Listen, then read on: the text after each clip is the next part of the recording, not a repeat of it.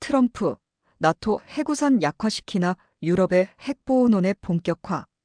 유럽은 새로운 시대를 맞이하고 있다. 미국이 유럽 방위를 확고히 보장하던 시기는 끝났고 트럼프 행정부 아래에서 안보는 더 이상 당연한 약속이 아니라 거래적 접근이 우세해졌다.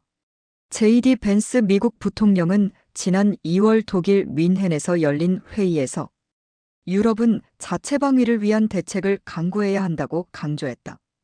이에 따라 유럽 각국은 국방비 증액과 우크라이나 지원 확대를 약속했으며 일부 지도자들은 유럽 자체 해구산인 누클리어 엄브렐러를 구축해야 한다는 더욱 급진적인 제안을 내놓고 있다. 프랑스, 영국의 해구산, 새로운 선택지가 될 수 있을까?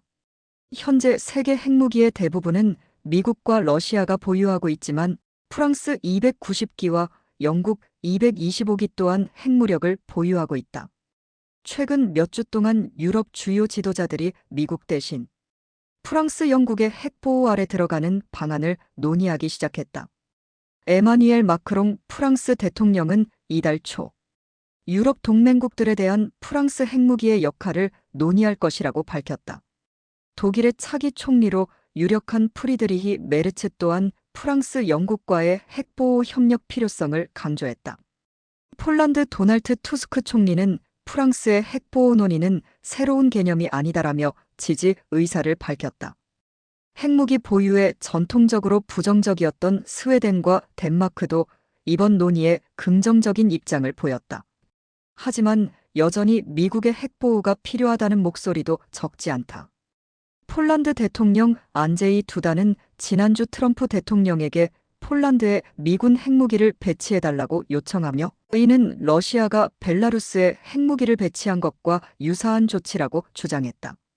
프랑스 핵전력 나토인 NATO의 공백을 메울 수 있을까? 프랑스의 핵무력은 전략적 보복, 스트러티직 리텔리에이션 개념을 중심으로 운영된다. 이는 상대방의 핵공격을 막기 위해 핵보복을 감행할 수 있다는 전제를 기반으로 한다.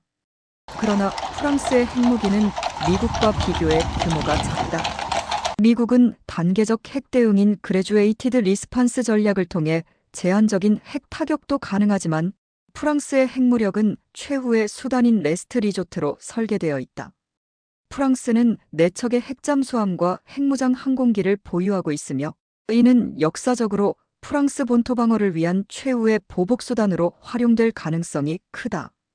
프랑스 마크롱 대통령은 유럽 동맹국들이 프랑스의 비밀 핵전력 훈련에 참여하는 방안을 제안했지만 핵무기 사용 결정권은 절대 공유하지 않을 것이라고 강조했다. 미국은 나토인 NATO에서 손을 떼고 있나?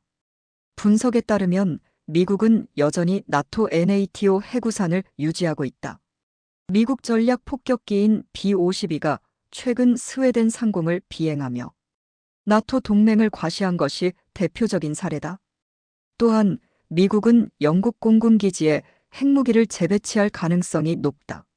미국의 과학자 연맹인 페더레이션 오브 어메리컨 사이언티스트는 최근 보고서에서 미국이 15년 만에 처음으로 영국의 핵무기를 다시 배치할 증거가 늘어나고 있다고 지적했다.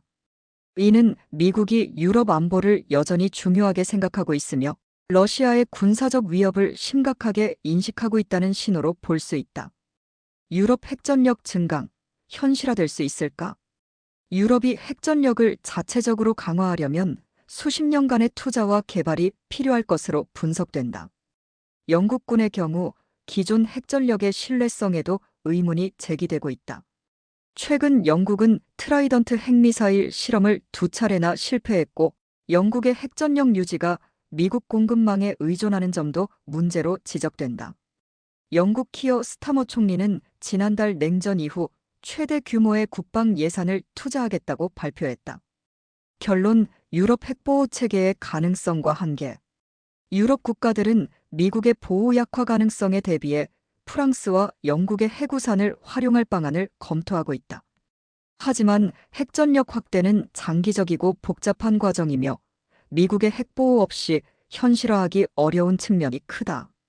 결국 유럽은 기존 나토 해구산을 유지하면서 독자적인 핵방어 능력을 보완하는 방향으로 나아갈 가능성이 크다. 궁극적으로 트럼프 행정부가 나토 NATO에 대한 입장을 어떻게 정리할지에 따라 유럽의 핵 안보 전략도 결정될 것으로 보인다.